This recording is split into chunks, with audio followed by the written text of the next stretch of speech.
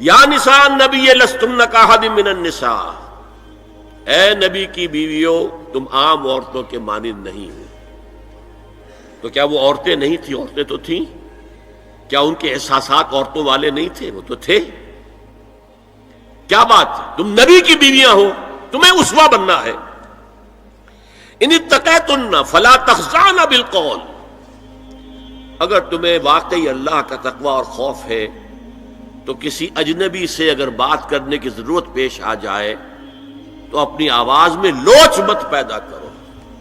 فَيَطْمَعَ الَّذِي فِي قَلْبِهِ مَرَضٌ، کہ جس شخص کے دل میں کوئی روگ ہے، گندگی ہے، وہ کوئی آس لگا بیٹھے کہ یہ جو مجھ سے گفتگو کر رہی ہیں، جس انداز میں کر رہی ہیں، جس لگاوٹ کے ساتھ کر رہی ہیں، تو کوئی نہ کوئی موقع ہے میرے لیے۔ اِنَّا لِلَّهِ وَإِنَّا إِلَيْهِ رَاجِعُونَ، کرخت آواز میں بات کرو۔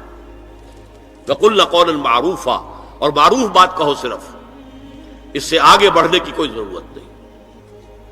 اور قرار پکڑو اپنے گھروں میں، وقار کے ساتھ رہو اپنے گھروں میں، تمہاری اصل جگہ گھر ہے،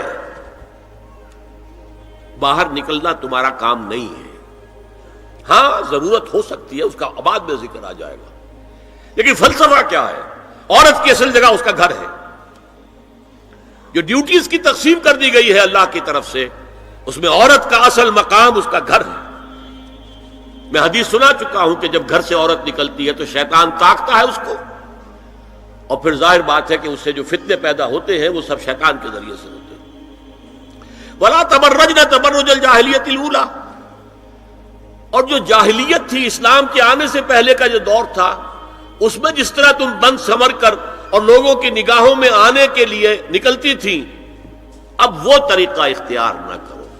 عورت کے پاس سب سے بڑا سرمایہ اس کا نسوانی حسن ہے، جسمانی طاقت تو نہیں ہے نا، اس کے اندر ایک ارج ہے کہ اپنے آپ کو ظاہر کرے۔ اس کا نام تبرج، بروج کہتے تھے ان برجیوں کو کہ جو فصیلوں کے اوپر ہوتی تھی، اور ظاہر بات ہے دور سے مسافر آ رہا تو پہلے تو برجی نظر آتی تھی نا، تو نگاہوں میں آنا، نگاہوں میں کھپنا، یہ تبرج ہے۔ تو تم جس طرح پہلے بناؤ سنگھار کر کے نکلا کرتی تھی، اور تبرج الجاہلیہ اب وہ چھوڑ دو۔ وَأَقِمْنَ الصَّلَاةَ وَآتِينَ الزَّكَاةَ، اور نماز قائم رکھو، زکوٰۃ ادا کرو۔ وَأَطِیعْنَ اللَّهَ وَرَسُولَهُ، اور اللہ اور اس کے رسول کی اطاعت پر کاربند رہو۔ اے نبی کے گھر والیوں، اللہ یہ چاہتا ہے کہ تم سے ہر طرح کی برائی، ہر طرح کی ناپاکی کو دور کر دے۔ کیوں؟ تمہیں نمونہ بننا ہے، تمہیں اسوہ بننا ہے۔